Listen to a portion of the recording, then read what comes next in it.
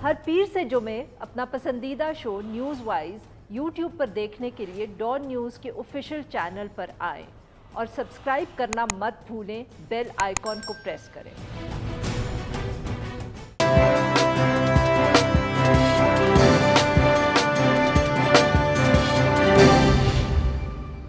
Welcome to news wise, मैं हूं आरिफा नूर। आज प्रोग्राम में सबसे पहले हम जिक्र करेंगे अपोजिशन का और इसी हवाले से जो हुकूमत का एक ताज़ा तरीन सामने आया है। वफाकी काबीना ने आज अपोजिशन लीडर शहबाज शरीफ साहब के खिलाफ जो लाहौर हाई कोर्ट है उससे रजू करने का फैसला किया है। वफाकी वज़ीर इत्तलात फवाद चौधरी साहब ने कहा कि नवंबर 2019 में नवाज शरीफ साहब जब इलाज के लिए मुल्क से गए थे तो शहबाज शरीफ साहब ने एक हल्फनामा जमा करवाया था और अभी तक मगर नवाज शरीफ साहब वतन वापस नहीं आए। तो वफाकी वज़ीर ने कहा कि उनके मुताबिक जो लाहौर हाई कोर्ट है उसमें वफाक ये दरख्वास्त करेगा कि या तो शहबाज शरीफ साहब अपने भाई को वापस लाएं, पाबंद बनाएं वापस लाने का, या फिर आर्टिकल 63 के तहत उन्हें नाअहल करार दिया जाए। दूसरी तरफ अपोजिशन की अगर बात की जाए तो पीडीएम ने तो पहले ही लॉन्ग मार्च का ऐलान कर दिया था। पाकिस्तान पीपल्स पार्टी ने भी 27 फरवरी को लॉन्ग मार्च करने की कॉल दी है और बहस मीडिया में ये हो रही है कि क्या ये जो अपोजिशन की तमाम जमातें हैं ये मुख्तलिफ दिनों की बजाय एक दिन क्यों नहीं लॉन्ग मार्च करती, हो सकता है इसका फ़ायदा ज़्यादा होगा। नवाज लीग के सीनियर रहनुमा ख्वाजा आसिफ साहब ने भी इस तजवीज़ की हिमायत की है। ताहम साबिक सदर आसिफ अली जरदारी साहब ने आज ये वाज़े किया है कि फ़िलहाल उनके नज़दीक पाकिस्तान पीपल्स पार्टी का पीडीएम में वापस जाने का इम्कान कोई ख़ास नहीं है। ऐवान के अंदर भी आज अपोजिशन ने मिनी बजट में हिस्सा लिया, बहुत तनकीद की हुकूमत पे और अपोजिशन लीडर शहबाज शरीफ साहब ने साथ ही हुकूमत को ये ऑफ़र दी है कि वो अगर एक तरमीम शुदा फाइनेंस बिल जो है उसको पार्लियामेंट में पेश करे तो अपोजिशन आईएमएफ प्रोग्राम मुकम्मल करने में हुकूमत का साथ दे सकती है। इसी हवाले से गुफ्तगू करने के लिए आज हमारे साथ मौजूद हैं शाहिद खान अब्बासी साहब, सीनियर नायब सदर पाकिस्तान मुस्लिम लीग नवाज और साबिक वज़ीर आज़म Pakistan. Welcome to the show sir. Sir, एक तरफ वो कह रहे हैं कि हम वो शहबाज शरीफ साहब को जो है डिसक्वालीफाई करवाना चाह रहे हैं हुकूमत जो है, और शहबाज शरीफ साहब जो है उन्होंने ऑफ़र दे दी आज पार्लियामेंट के अंदर मदद की। क्या मतलब कि कुछ समझ नहीं आ रहा, उनकी तरफ से इतनी हॉस्टिलिटी और आपकी तरफ से दोस्ती का हाथ। साथ में वैसे उनको नीरो भी बुलाया शहबाज शरीफ साहब ने, मतलब कि तनकीद भी बहुत की, but then it ended on a good note if one can say. क्योंकि मुल्क के मसाइल सारे हल हो गए हैं तो काबीना जो है वो इस किस्म की बातें करती रहती है, किसको 62-63 करना है। तो 62-63 तो लगता है जो झूठ बोलते हैं, जो 7 साल अकाउंट्स नहीं देते, जो कंपनियों के चेयरमैन बने हुए हैं और कंपनियों के पैसे कहाँ गए किसी को पता नहीं है, जो 30 करोड़ खुर्द-बुर्द कर गए। 62-63 तो वो लगता है। शहबाज साहब ने गारंटी दी थी कि मियाँ साहब जब इलाज हो जाएगा तो वापस आ जाएंगे। अगर हुकूमत खुश नहीं है तो बेशक रजू कर ले लाहौर हाई कोर्ट से। सर, आपको लगता है कि उनके पास कोई लीगल केस है हुकूमत का? बिकॉज कुछ लोगों का ख्याल है कि जब आप इस तरह का ये जमा करवाते हैं तो ज्यादा से ज्यादा वो पैसे आपसे कोर्ट मांग सकता है, वो आपको मतलब कि डिस्क्वालीफाई तो करना जरा मुश्किल है, बट आई एम श्योर आपने कोई लीगल ओपिनियन दिया होगा। तो कोर्ट्स जो हैं वो डिस्क्वालीफाई कर चुके हैं डायरेक्टर फीस ना लेने पर। भूल जाते हैं तनख्वाह जी, डायरेक्टर फीस होती है, डायरेक्टर की फी होती है, जो आपने नहीं ली तो आपको डिस्क्वालीफाई कर दिया। बहरहाल बात यह है कि ये सारा तमाशा है इस बिल से टेंशन हटाने का। जो ये महंगाई आ रही है पाकिस्तान में, इसका आपको यकीन करें, मेरा ख्याल है कि हमें खुद भी जब तक हमने इस बिल को डिटेल में नहीं पढ़ा, हमें खुद भी एहसास नहीं था कि इतना बड़ा महंगाई का तूफान आएगा। हर चीज़ महंगी होगी। पाकिस्तान में कोई चीज़ नहीं है जो महंगी नहीं होगी। सर, बट उसमें वो बार बार जैसे कहते हैं, आज असद उमर साहब ने भी पार्लियामेंट में यही बात की कि आईएमएफ के पास तो हर हुकूमत गई है, बल्कि मतलब कि पाकिस्तान तहरीक इंसाफ का तो शायद ये पहला प्रोग्राम है। बकौल उनके 4 दफ़े आप जा चुके हैं और पाकिस्तान पीपल्स पार्टी इससे भी ज़्यादा मरतबा आईएमएफ प्रोग्राम में जा चुकी है। सो क्लियरली कुछ ना कुछ तो हमारे फिर स्ट्रक्चरल मसाइल भी होंगे ना सर इकोनॉमी में, कि हम बार बार आईएमएफ के पास वापस जाते हैं। वो तो अपनी जगह पर है ना। لیکن ہمیں یہ باتیں کسی نے مانی نہیں ہے کبھی بھی کیا کہ آپ دودھ اس ملک میں 17% مہنگا ہو جائے گا. تمام ڈیری پروڈکٹس جو پیکیجڈ ہیں، جو کہ سارا پاکستان استعمال کرتا ہے، یہ امیر آدمی کی چیز نہیں ہے. میرے گاؤں میں لاکھوں روپے کا دودھ روز بکتا ہے، پیکیج ٹیٹرا پیک جو ہے 17% مہنگا ہو جائے گا. تو اتنی مہنگائی کبھی نہیں ہوئی، یہ نیگوشیٹ نہیں کر پائے. انہوں نے پہلے اسد عمر صاحب نے آ کر معیشت کو تباہ کیا. اگر IMF جانا تھا وہ وقت تھا. جب لیٹ گئے تو اکانومی کی حالت خراب ہو چکی تھی، نیگوشیٹ نہیں کر پائے. آج 3 سال سے جو ٹارگٹ ان کو کمٹ کرتے ہیں وہ ہمیشہ جھوٹا ثابت ہوتا ہے. ابھی 6 مہینے نہیں ہوئے اس بجٹ کو اور بجٹ میں ڈیفیسٹ آ گیا تو IMF یہی کہتا ہے پیسے پورے کرو. تو اب یہی مشکل ہے سر. بٹ اس پہ وہ بھی تو تنقید کرتے ہیں نا کہ اگر آپ یہ کہہ رہے ہیں کہ IMF لیٹ گئے، اس کا مطلب ہے کہ کوئی پاکستان مسلم لیگ نواز کی پالیسیز میں بھی مسئلہ تھا تو جو اس وقت IMF کے پاس جانے کی ضرورت جی مسئلہ تھا. ہم تو ملک چلا رہے تھے نا، ملک میں گروتھ تھی. ہر مسئلے کا حل گروتھ ہوتا ہے. جب آپ نے ملک کی گروتھ ختم کر دی تو آپ کو IMF جانا پڑا. تو سر آپ کا خیال ہے کہ اگر اس وقت آپ ہوتے تو آپ IMF کا پروگرام بھی چلا لیتے اور گروتھ بھی سسٹین کر لیتے اور ساتھ میں آپ GST بھی نہ امپلیمنٹ کرتے؟ جی بالکل. جب گروتھ ملک میں ہوگی، آج جو گروتھ وقت تھی 6% کے قریب، وہ ہوتی ملک کی معیشت $380 ارب ہوتی. آج آپ کی معیشت $280 ارب. سر پر وہ تو کہتے ہیں کہ گروتھ کی وجہ سے ہی تو سارا کرنٹ اکاؤنٹ ڈیفیسٹ ہوتا ہے. گروتھ بالکل ہوتا ہے، یہ گروتھ کے ایشوز ہوتے ہیں. یہاں تو گروتھ کے بغیر کرنٹ اکاؤنٹ ڈیفیسٹ آ گیا. مسئلہ یہ ہے نا، آپ نے ماشاءاللہ اتنا اچھا ملک چلایا ہے کہ گروتھ بھی نہیں ہے، قرضے آپ کے ریکارڈ حد پہ بڑھ رہے ہیں، کرنٹ اکاؤنٹ ڈیفیسٹ بھی ریکارڈ حد پہ ہے. بھئی اگر $380 ارب کی اکانومی ہوتی، آپ ان سب ایشوز کو مینیج کر سکتے ہیں. کیسے مینیج کر لیتے سر؟ I mean, how do you manage growth with a current account deficit? یہ تو کوئی حکومت پاکستان کی مینیج نہیں کر پائی. معذرت سے دیکھیں، یہ سب مینیج ہوتا ہے، وقت لگتا ہے. آپ جب پالیسیز کو کنٹینیو کرتے ہیں، کرنٹ اکاؤنٹ ڈیفیسٹ کیا ہے؟ صرف ڈالرز کی کمی ہے نا، وہ آپ ایکسپورٹ سے پورا کریں گے. آپ نہیں کر سکتے. اگر آپ کی اکانومی مضبوط ہے، ڈالر خرید سکتے ہیں. ایکسپورٹ تو سر آپ کے زمانے میں، اچھا سر چلیں آگے بڑھتے ہیں. دیکھیں وہ سب باتیں، ایکسپورٹس بالکل اس وقت سٹیگنیٹ ہوئیں، پھر انہوں نے انکریز کرنا شروع کیا. جب انہوں نے حکومت چھوڑی ہے 13% ایئر آن ایئر گروتھ تھی.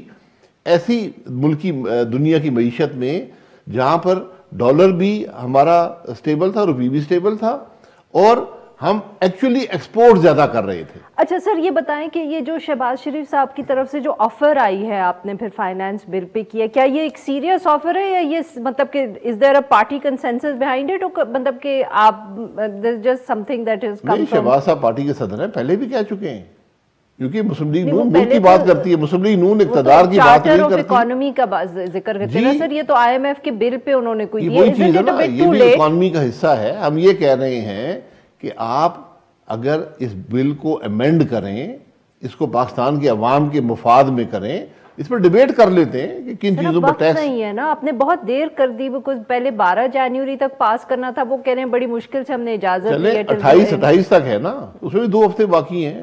So is PMLN going to propose some amendments? جی امینڈمنٹس تو ہم پروپوز کریں گے. دیکھیں امینڈمنٹس پروپوز اس وقت ہوتی ہیں جب پتہ چلے کہ ایشو کیا ہے. ایشو ہے کیا، آپ سے IMF کیا کہہ رہا ہے، آپ نے کمٹ کیا ہوا ہے. یہ تو بتاتے نہیں ہیں کہ کمٹ کیا ہوا ہے. وہاں کمٹمنٹ کچھ اور کر آتے ہیں، پوری نہیں ہوتی، یہ مصیبت گلے پڑ جاتی ہے. آپ کے خیال میں سر انہوں کیا کمٹمنٹس کی ہیں جو یہ ہمیں بتا نہیں رہے؟ آپ مجھے کیا پتا. اچھا دیکھیں نا، آپ نے ریونیو کمٹمنٹس کی.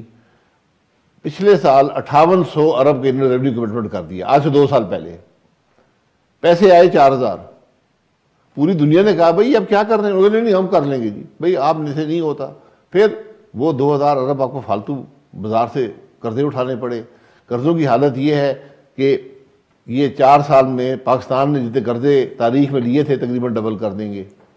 تو یہ چیزیں جب آپ حقائق نہیں عوام کے سامنے رکھیں گے، جب عوام سے چھپائیں گے اور جھوٹ بولیں گے. اس حکومت کا ایک خاصہ ہے کہ ہر آدمی جھوٹ بولتا ہے اور سفید جھوٹ بولتا ہے اور بغیر کسی شرم اور حیا کے بولتا ہے. اچھا سر، تو آپ بیسیکلی یہ کہہ رہے ہیں کہ آپ لوگ امینڈمنٹس نہیں پروپوز کریں گے، یو جسٹ وانٹ کہ یہ پہلے آ کے آپ سے تفصیل شیئر کریں؟ امینڈمنٹس تو ہماری امینڈمنٹس یہ ہے کہ ہم ریجیکٹ کرتے ہیں. عوام پر بوجھ مت ڈالیں، اپنے معاملات کو درست کریں، ملک کی معیشت کو درست کریں، گروتھ دیں. گروتھ کے ایشوز ہوتے ہیں، اس میں کوئی شبہ نہیں ہے، لیکن ہر چیز کا ایک بیلنس ہوتا ہے، اس کو بیلنس کرنا پڑتا ہے، اس کو مینج کرنا پڑتا ہے۔ جی ناظرین، یہاں پہ لیں گے ایک چھوٹا سا بریک، اور جب ہم بریک سے واپس ہم شاہد خاقان عباسی صاحب سے گفتگو جاری رکھیں گے۔ اسٹے ود اس۔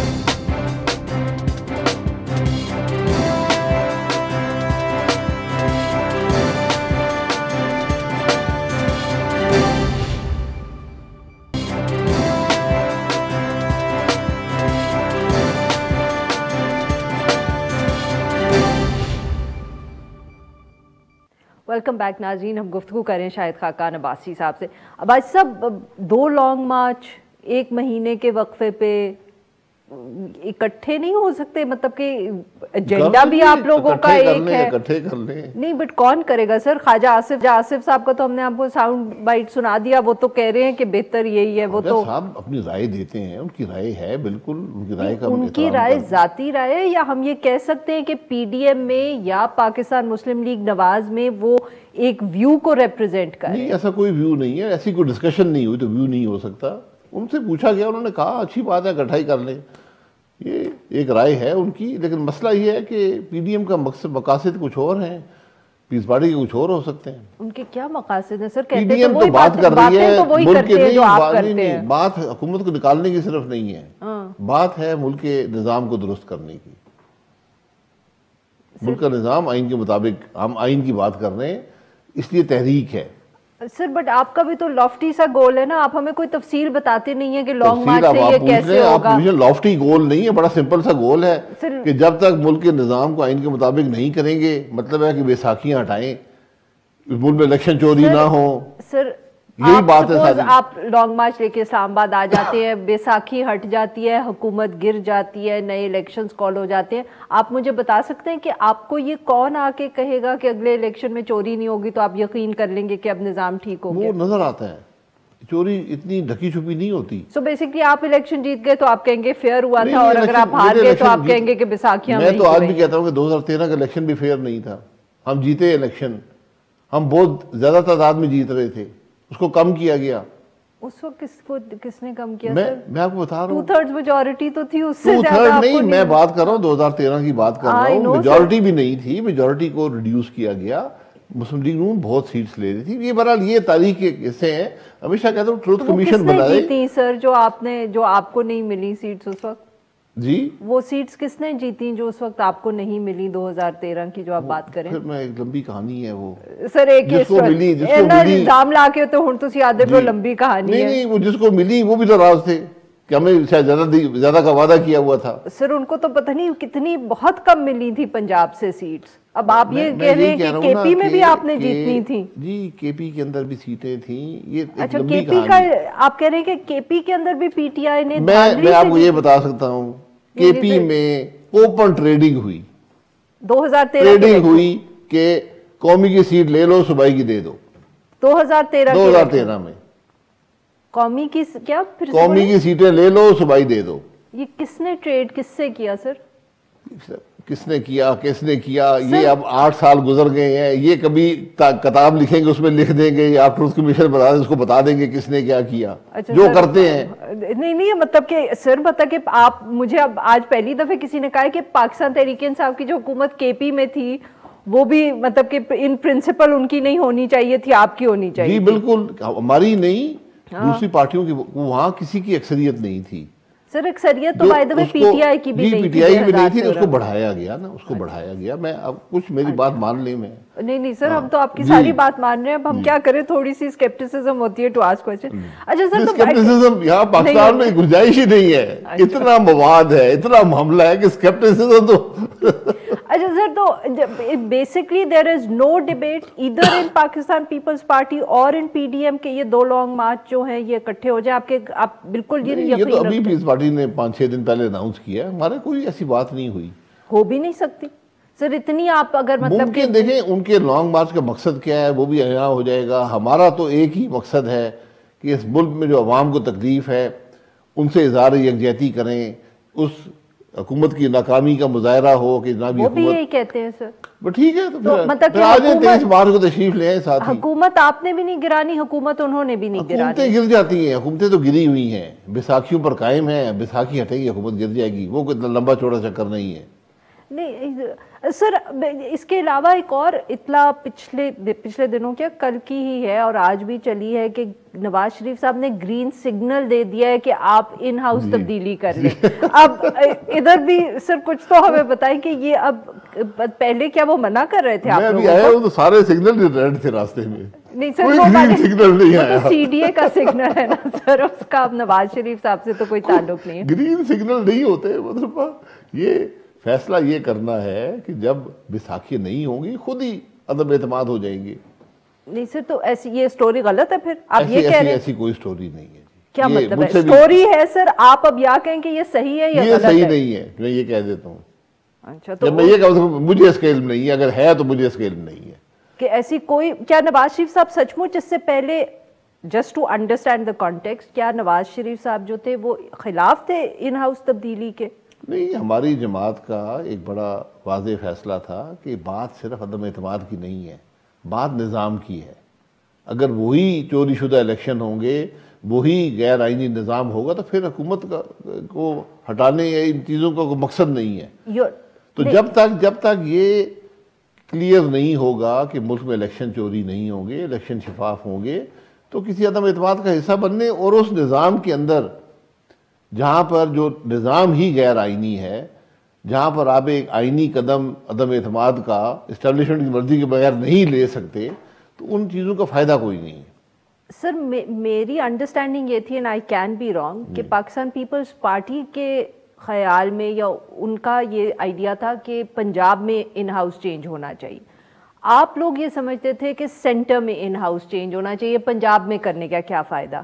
کیا کبھی ایسی سوچ تھی Pakistan Muslim League Nawaz? In house change یہاں نہیں ہے, یہاں پر نئی حکومت میں ہم حصہ نہیں بنیں گے, ایک ہمارا فیصلہ ہے. کیا آپ حکومت کو گرائیں گے؟ جی, جب موقع ہوا اس میں کوئی سودے بازی نہ کرنی پڑی, کسی ڈیل کے بغیر, آئین کے مطابق, بالکل یہ ہمارا حق ہے اور ہماری ذمہ داری ہے کہ یہ حکومت نہ رہے. لیکن ہم حکومت ہٹا کر کسی اور بڑی خرابی کا حصہ نہیں بننا چاہتے. بٹ اگر آپ ووٹ آف نو کانفیڈنس کریں ود دس نالج یا ایشورنس کہ اس کے بعد الیکشنز کال ہو جائیں گے, تو آپ حصہ بن جائیں گے؟ خود ہی کال ہو جائیں گے. جب آپ عدم اعتماد کر دیں گے اور اعتماد کی ووٹ کا حصہ نہیں بنیں گے, الیکشن خود ہی آ جائیں گے. So you are ready for that, but you want it in the center, not in Punjab. نہیں, سینٹر ہی ہوتا ہے نا, سینٹر ہی ہے جہاں پر ایک واضح. پنجاب میں چاہتی ہے نا سر, انہوں نے آپ سے بات بھی کی. 7 لوگوں کی اکثریت ڈیمونسٹریٹ کی تھی عمران خان نے, 7 لوگوں کی. تو 7 لوگ, مجھے خود پتا ہے کہ اس سے بہت بڑی تعداد پی ٹی آئی کے ایم این اے چھوڑ کر آنا چاہتے ہیں. تو کیوں نہیں کیا سر آپ نے؟ میں پھر آپ کو کئی دفعہ بتا چکا ہوں, بیساکھیاں ہیں, ہاتھ ہیں, جب وہ ہٹیں گے سب ٹھیک ہو جائے گا. سر کیوں پاکستان تحریک انصاف کی حکومت شہباز شریف صاحب کو ٹارگٹ کریے؟ کیا آپ یقین رکھتے ہیں وہ یہ جو ایک کنسپریسی تھیوری سی ہم اس کو کہتے ہیں, کہ وہ لوگ کہتے ہیں کہ جی ان کو ڈر ہے کہ شہباز شریف صاحب کی شاید اسٹیبلشمنٹ سے ڈیل نہ ہو جائے, یا اسٹیبلشمنٹ ان کو ان کے لیے کوئی سافٹ کارنر رکھتی ہے, اس لیے عمران خان صاحب ان کو بار بار ٹارگٹ کرنے کی کوشش کرتے ہیں, کبھی جیل بھجوانا چاہ رہے ہوتے ہیں. وہ ایف آئی اے سے بھی کیس کھلا ہوا ہے, اب وہ نئی بات کر رہے ہیں کہ ان کو ہائی کورٹ میں یہ جو نواز شریف صاحب کا بیل کا کیس ہے اس کو لے کے جائیں گے. Do you think that's true? دیکھیے, حکومت جو یہ کام کرتی ہے ہمیشہ ناکام ہی ہوتی ہے. کسی حکومت کی سب سے بڑی ناکامی یہ ہوتی ہے جب کسی کو ٹارگٹ کرنا شروع کر دے, اسپیشلی لیڈر آف اپوزیشن کو. شہباز صاحب نے کب ڈیل کی بات کی ہے؟ نہ ڈیل. شہباز صاحب پارٹی کے صدر ہیں, پارٹی کا بڑا کلیئر موقف ہے کہ ہم کسی ڈیل کا حصہ نہیں بنیں گے. ڈیلوں سے پاکستان کی سیاست تباہ ہوئی ہے ماضی میں اور تباہ ہوگی. ہم تو آئین کی بات کر رہے ہیں. اس لیے اگر جو یہ لوگ یہ باتیں کرتے ہیں پکڑنے کی اور کورٹ جانے کی, یہ آئین کے نفاذ سے گھبراتے ہیں. نہیں تو آپ کے خیال میں عمران خان صاحب گھبراتے ہیں شہباز شریف صاحب سے؟ عمران خان صاحب تو ہر ایک سے گھبراتے ہیں. کبھی کہتے ہیں, خود ہی کہتے ہیں کہ جی وہ میرا راستہ پتہ نہیں ہموار ہو رہا ہے, پتہ نہیں کیا ہو رہا ہے. وہی باتیں کرتے, ہم نے تو کبھی نہیں کہا کچھ. Sir what went wrong in Murree? Murree میں ایک بڑا سیریس انتظامی فیلیور ہے اور صرف انتظامی فیلئر نہیں ہے، وہاں پر ایک اتنی تعلقی عوام کی جانوں سے نظر آئی ہے جو میں نے زندگی میں نہیں دیکھی. یہ جتنے لوگ فوت ہوئے ہیں یہ تقریباً 2.5 کلومیٹر کا علاقہ ہے، سڑک ہے، مین سڑک ہے، کوئی چھوٹی موٹی سڑک نہیں ہے. یہ مال روڈ سے 2 کلومیٹر کا سفر ہے. مری کا پلان بنا ہوا ہے کہ برف جب ہوتی ہے، اور یہ 1 ہفتے سے برف لگی ہوئی ہے، مشینری کہاں پلیس ہونی ہے، اس کا پروسیجر کیا ہے، سڑکیں آپ نے صاف رکھنی ہے. سر بٹ یہ کس کی ذمہ داری ہے؟ یہ حکومت کی ذمہ داری ہے، پنجاب حکومت ہے. نہیں سر، بٹ یہ کہنا کہ اب چیف منسٹر اتنی باریکی سے چیز دیکھے گا تو ہوگا.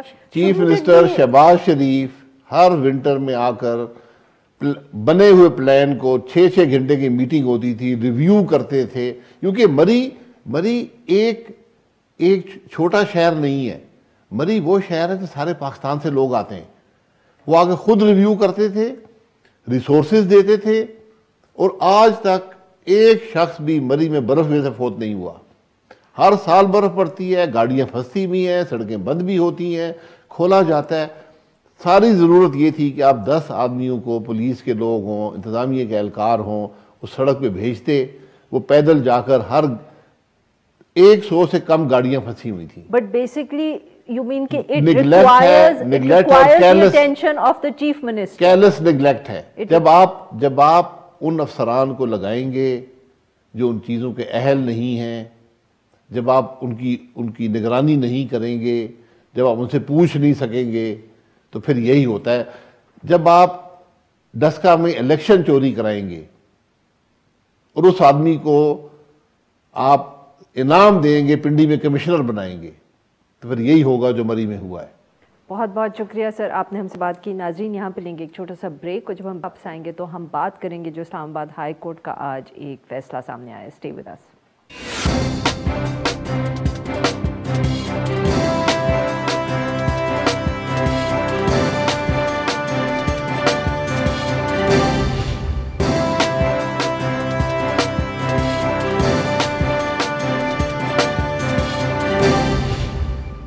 Welcome back. پروگرام کے اس حصے میں ہم ذکر کریں گے اسلام آباد میں جو ایک مرگلہ ہلز میں قائم ایک نجی ریسٹورنٹ تھا، اور ساتھ میں جو نیوی گولف کورس تھا، اس حوالے سے جو اسلام آباد ہائی کورٹ کا آرڈر آیا ہے. اسلام آباد ہائی کورٹ نے آج مرگلہ ہلز نیشنل پارک میں تجاوزات کے خلاف جو کیس کی سماعت کی، اور اس کے دوران چیف جسٹس اطہر من اللہ صاحب نے پارک کی زمین کے اوپر قائم جو منال ریسٹورنٹ تھا اس کو سیل کرنے اور نیوی گولف کورس کا قبضہ سرکاری تحویل میں لیے جانے کے احکامات جاری کر دیے. میڈیا رپورٹس کے مطابق سماعت کے دوران جسٹس اطہر من اللہ نے یہ ریمارکس دیے کہ 1960 کے اندر ایک آرڈیننس کے تحت 1400 سکوائر مائل کا جو ایریا تھا، یہ تمام زمین جو ہے نیشنل پارک کی یہ سی ڈی اے کے پاس ہے، اور کسی طور پر بھی اس میں کسی قسم کی جو تعمیرات ہے اس کی اجازت نہیں دی جا سکتی. میڈیا رپورٹس کے مطابق جسٹس اطہر من اللہ نے سیکرٹری دفاع سے یہ بھی کہا کہ اسلام آباد میں لا قانونیت ہے، اور اسلام آباد ہائی کورٹ بار بار اپنے فیصلوں کے ذریعے اس کی نشاندہی کر رہی ہے. اور اس کے بعد جو عدالتی احکامات تھے ان کے تحت اسلام آباد ضلعی انتظامیہ نے منال ریسٹورنٹ کو سیل بھی کر دیا ہے. اس حوالے سے گفتگو کرنے کے لیے آج ہمارے ساتھ موجود ہیں ملک اسد صاحب، نمائندہ ہے ڈان اخبار اسلام آباد. ویلکم ٹو دا شو سر. جی کیا آج کی ہائی لائٹ رہی؟ جی منال ریسٹورنٹ کی بات ہوئی، اس کے علاوہ گولف کورس اور سیلنگ کلب جو تھا اس کے تو پچھلے ہفتے یہ ایک ہی کیس ہے جس کے اندر یہ تینوں فیصلے سامنے آئے؟ نہیں، وہ سیلنگ کلب کا جو ہے وہ ایک الگ تھا. وہ نیول فارم ہاؤسز کو چیلنج کیا تھا کسی نے، اور اس میں ہی ایک ضمناً یہ کیس جو ہے وہ سامنے آیا کہ ایک کلب ہے راول ڈیم کے کنارے پہ، اور اس میں یہ ہوا تھا کہ جو پبلک کی ایکسیس ہے وہ ٹریڈیشنلی وہاں پہ لوگ جاتے تھے، مچھلیوں وغیرہ کا شکار کرتے تھے، تو وہ ان پہ پابندی لگا دی تھی، اور انہوں نے کہا جی کہ آپ اس کی حدود سے کافی دور، کوئی 1-2 کلومیٹر دور کہا کہ آپ یہاں نہیں آ سکتے. وہ خیر وہ بھی کیس تھا، اس پہ انہوں نے لاسٹ ویک میں کیا تھا. آج جو کیس تھا یہ ایک انوائرمنٹلسٹ ہے، ان کی ایک پیٹیشن تھی جس میں انہوں نے یہ کہا کہ یہ مارگلہ ہل نیشنل پارک جو ہے اس کے پروٹیکٹڈ جو ایریا ہے اس کو وہاں پہ انکروچ کیا گیا، اور یہ جو گولف کلب ہے نیوی کا، کافی بڑا یہ گولف کلب ہے، اس میں انہوں نے کہا کہ یہ انکروچمنٹ ہے. اور یہ کیس چل رہا تھا, اس میں جو لاسٹ ہیئرنگ تھی اس میں ایک بڑا انٹرسٹنگ قسم کا آرگومنٹ لیا تھا نیوی کی طرف سے. انہوں نے کہا جی یہ گالف کورس اس وجہ سے بنایا کہ یہاں پہ سیکیورٹی تھریٹ ہے, تو ہم نے یہ بنا دیا. گولف کورس سے سیکیورٹی تھریٹ جو ہے وہ اس کو کاؤنٹر کرنے کے لیے یہ بنا دیا گیا یہاں. اچھا, تو یہ جنگل ہم نے کاٹ دیا اور یہ ہم نے بنا دیا. تو یہ اس پہ جو ہے کورٹ نے اسے اتفاق نہیں کیا. آج سیکرٹری ڈیفنس فاٹا میں انہوں نے نہیں بنا دیا سیکیورٹی تھریٹ کاؤنٹر کرنے کے لیے گولف کورسز. جی, تو آج سیکرٹری ڈیفنس بھی آئے ہوئے تھے, سیکرٹری انٹیریئر بھی تھے اور سیکرٹری کلائمیٹ چینج بھی تھے. یہ تینوں سیکرٹریز آئے ہوئے تھے, چیئرمین سی ڈی اے بھی تھے اور پاکستان انوائرمنٹل پروٹیکشن ایجنسی کی ڈائریکٹر جنرل بھی تھیں. تو آج یہ کیس آیا تو سب سے پہلے جو اٹارنی جنرل ہے انہوں نے یہ جسٹیفائی کیا کہ یہ بھی ٹھیک ہے, اور جو ریسٹورنٹ ہے مونال اس کا بھی انہوں نے کہا کہ وہ بھی اس کی ایک لیز جو ہے وہ بھی ٹھیک تھی. بیسکلی یہ آرمی کے پاس ایک 8000 سم تھنگ ایکڑ جو ہے وہ ان کو 1912 کے ایک نوٹیفیکیشن کے تحت الاٹ کی گئی تھی. 1912 کے ایک نوٹیفیکیشن تھا, مگر یہ تو 1960 کے اندر کا آرڈیننس ہے نا جب وفاقی دارالحکومت بنا. نہیں, بٹ تب تو اس کو نیشنل پارک تو 1960 میں بنایا. تو 1960 میں تو سی ڈی اے اسلام آباد کا وہ سی ڈی اے آرڈیننس کے تحت اسلام آباد کا قیام ہوا تھا.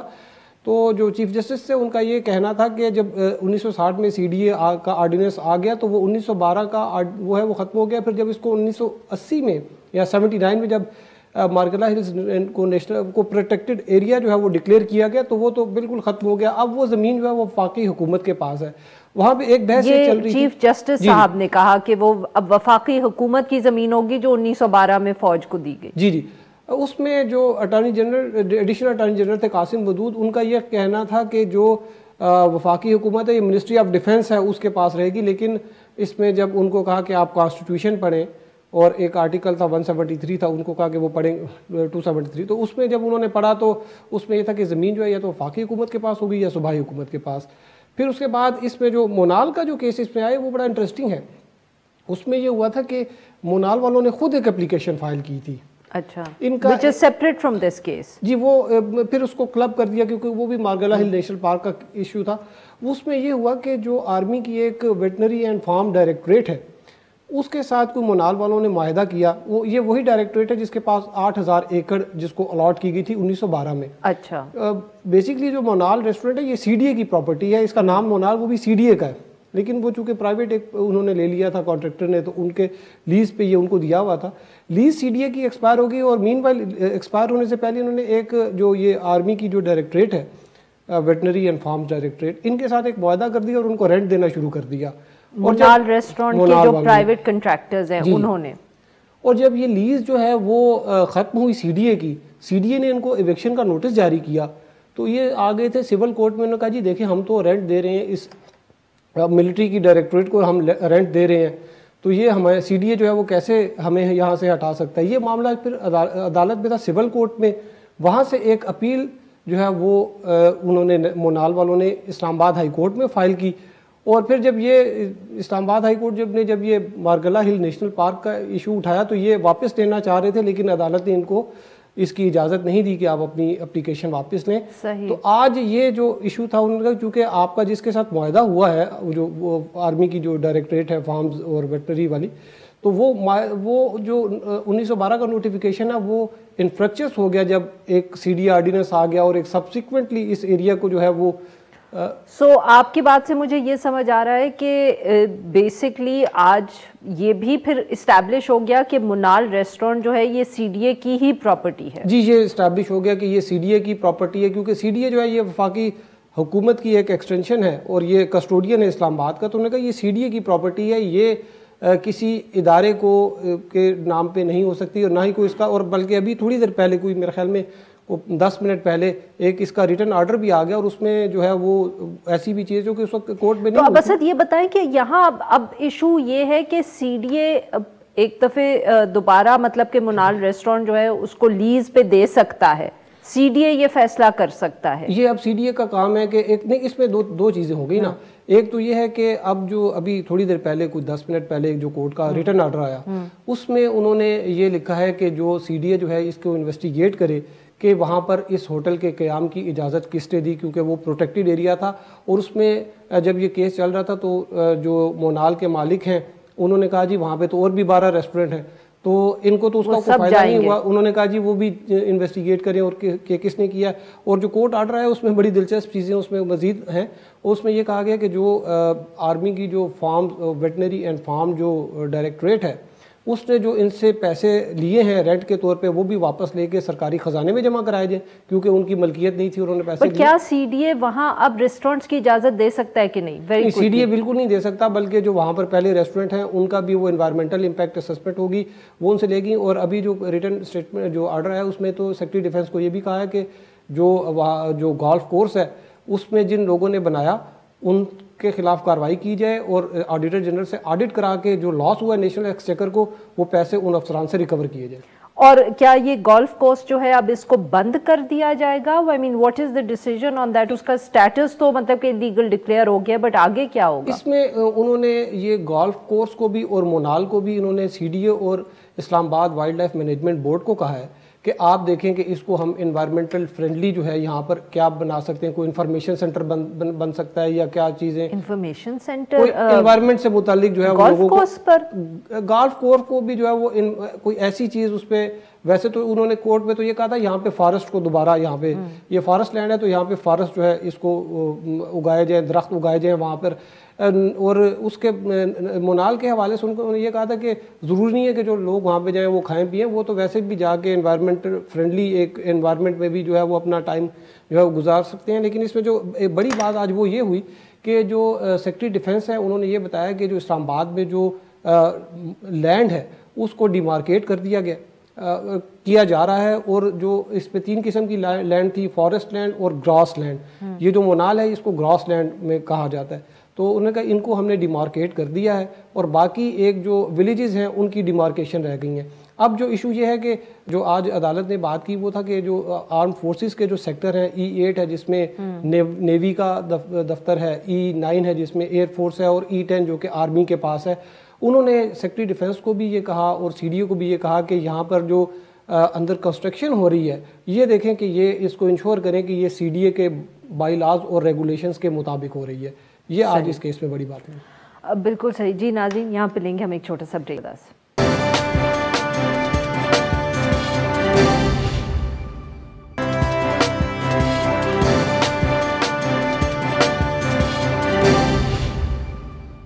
Welcome back. پروگرام کے آخر میں ہم ذکر کریں گے تاحیات نااہلی کے حوالے سے جو ایک اہم ڈیولپمنٹ ہوئی ہے. سپریم کورٹ بار ایسوسی نے ایک جو پٹیشن ہے اس حوالے سے تیار کی ہے.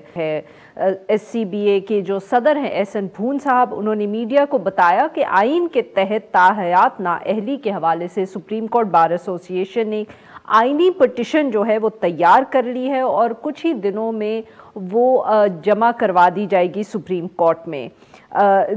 میڈیا رپورٹس کے مطابق یہ جو آئینی درخواست ہے اس میں سپریم کورٹ بار ایسوسی ایشن آئین کے آرٹیکل 62(1)(f) کے تحت ہونے والی جو نااہلی ہے اس پر سوال اٹھایا گیا ہے. پٹیشن کا جو موقف ہے وہ کچھ اس طرح سے ہے کہ آرٹیکل کے تحت جو نااہلی ہے یہ کتنے عرصے کے لیے ہونی چاہیے اور کیا اس کو تاحیات ہی تصور کیا جانا چاہیے، کیونکہ اس حوالے سے آئین کے اندر کوئی واضح جو تشریح ہے وہ موجود نہیں ہے.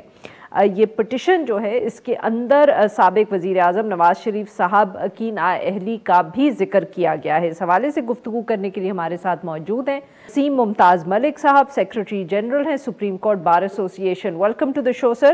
جی وسیم صاحب، پٹیشن کیا مطلب کہ کیا اس کا ہم کہہ سکتے ہیں کہ مقصد صرف یہ ہے کہ آپ کے خیال میں یہ تشریح ہونے کی ضرورت ہے، یا جیسے کچھ لوگ یہ کہہ رہے ہیں، تنقید بھی کر رہے ہیں کہ پرسن اسپیسیفک یہ پٹیشن لگ رہی ہے، نواز شریف صاحب کے کیس کے حوالے سے آپ لوگ یہ چاہتے ہیں کہ یہ کلیئرٹی سامنے آئے؟ نہیں، یہ پرسنل اسپیسیفک تو بالکل نہیں ہے، کیونکہ یہ ایک نیریٹو کافی دنوں سے میڈیا پہ آپ لوگوں نے بلڈ کیا ہوا ہے.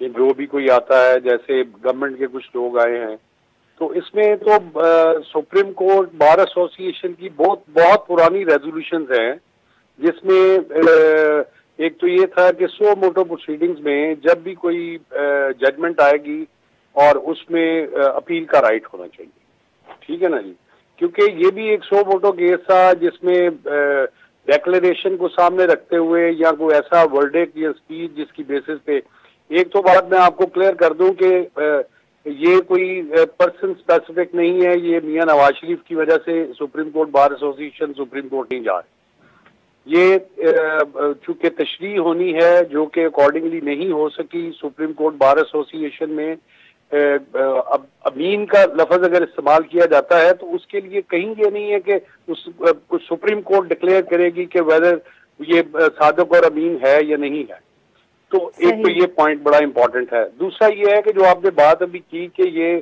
نااہلی جو ہے وہ تاحیات ہونی چاہیے، یا ایک جو پیریڈ ہے جب ایک نامینیشن پیپر ہے اس میں کوئی ڈیکلریشن دی جاتی ہے، اور اس کی ڈیکلریشن جو پہلے کیسز آپ نے دیکھے اس کے مطابق تو یہی ہوا کہ اس ٹینیور کے لیے اگر کوئی 5 ایئرز ٹینیور ہے تو اس کے لیے نااہل ہوا، جیسے یوسف رضا گیلانی ہوئے، اور اس کے بعد ان کو 5 سال کے بعد اجازت تھی۔ تو اب یہ جو تاحیات نااہلی کا ایک سپریم کورٹ نے حکم نامہ جاری کیا ہے، وہ آئین میں تو کئی ایسی چیز موجود نہیں ہے۔ سر یہ بتائیے گا کہ کہا جاتا تھا کہ ایک سپریم کورٹ کے سامنے پینڈنگ ہے پٹیشن اس حوالے سے، اور اس کا جب فیصلہ آئے گا تو سپریم کورٹ اس میں یہ تشریح کر سکتی ہے۔ نہیں، ابھی اس حوالے سے تو ڈفرینٹ پٹیشنز پینڈنگ ہے، اس میں ریویو بھی پینڈنگ ہے، لیکن جو سپریم کورٹ بار ایسوسی ایشن پٹیشن فائل کرنے جا رہی ہے اس میں تو ہم تو 2 چیزوں کو لے کے جا رہے ہیں۔ ایک نمبر 1 کہ سو موٹو ججمنٹ میں اپیل کا رائٹ ہونا چاہیے، نمبر 1 سب سے امپورٹنٹ بات یہ، کیونکہ یہ نہیں کہ آپ نے سو موٹو لیا اور کسی کو سنا نہیں سنا، اگر سنا بھی ہو تو اس کے بعد بھی اپیل کا رائٹ ہونا چاہیے، لارجر بینچ اس کی اپیل سنے، ٹھیک ہے؟ وہ ریویو پٹیشن کے رائٹ سے مختلف ہونا چاہیے آپ کے خیال؟ جی بالکل، وہ اپیل ہونی چاہیے نا، ریویو کا تو لمیٹڈ سکوپ ہوتا ہے 2, 4, 5%، اس میں تو دیکھنا ہے کہ ججمنٹ میں کوئی ایرر ہے کہ نہیں ہے۔ ایپلیٹ کورٹ جب سنے گی اس کی اپیل کا رائٹ ہوگا، ایک تو وہ میٹر آف رائٹ ایڈمٹ ہوگی اپیل، اور جب وہ matter of right appeal admit ہوگی تب تک وہ ججمنٹ ایگزیکیوٹ نہیں ہو سکتی جو ارلیئر ججمنٹ ہوگی، ٹھیک ہے نا جی؟ صحیح۔ اور دوسرا سر پوائنٹ پٹیشن کا دوسرا یہی ہے کہ اس میں یہ دیکھنا ہے کہ یہ جو ارلیئر ججمنٹ میں جو سپریم کورٹ نے اس کی تشریح کی ہے 62(1)(f)(g) کی، اس کو دیکھنے کی ضرورت ہے بڑا کلیئرلی آئین کے حوالے سے، اسلامک پوائنٹ آف ویو کے حوالے سے، اور جس میں بڑا کلیئرلی ہم یہ بھی لے کے آ رہے ہیں جو قرآنی سر آپ کا خیال ہے، معاف کریے گا سر وقت ذرا کم ہے اس لیے آپ کی بات کاٹ رہی ہوں، کیا آپ کا خیال ہے کہ اس میں دیر آر چانسز کہ سپریم کورٹ یہ سوال جو آپ اٹھا رہے ہیں یہ پارلیمنٹ کی طرف رجوع کر دیں اور کہیں کہ یہ فیصلہ پارلیمنٹ کو کرنا چاہیے؟ After all it's a constitutional issue. دیکھیں پھر تو ہماری بات تو آپ نے بڑے کلیئر بتا دی نا، اگر سپریم کورٹ پارلیمنٹ کے پاس بھیجتی ہے تو پھر تو اس کا مطلب سپریم کورٹ کے پاس اختیار نہیں تھا اس کو ڈیسائیڈ کرنے کا، اس پوائنٹ کو ڈیسائیڈ کرنے کا اختیار اس کے پاس ہوتا۔ اگر وہ پارلیمنٹ کے پاس بھی بھیجتے ہیں کہ پارلیمنٹ اس کی تشریح کر دے، پارلیمنٹ اس کو دیکھ لے، تو اٹ مینز کہ وہ ہماری بات تو کلیئر ہو گئی نا کہ سپریم کورٹ کا ارلیئر ورڈکٹ جو ہے وہ اس میں جو تشریح کی ہے وہ اکارڈنگلی نہیں ہے۔ بالکل صحیح، بہت بہت شکریہ سر، آپ نے ہم سے گفتگو۔ آج کے لیے بس اتنا ہی، we'll be back tomorrow at the same time.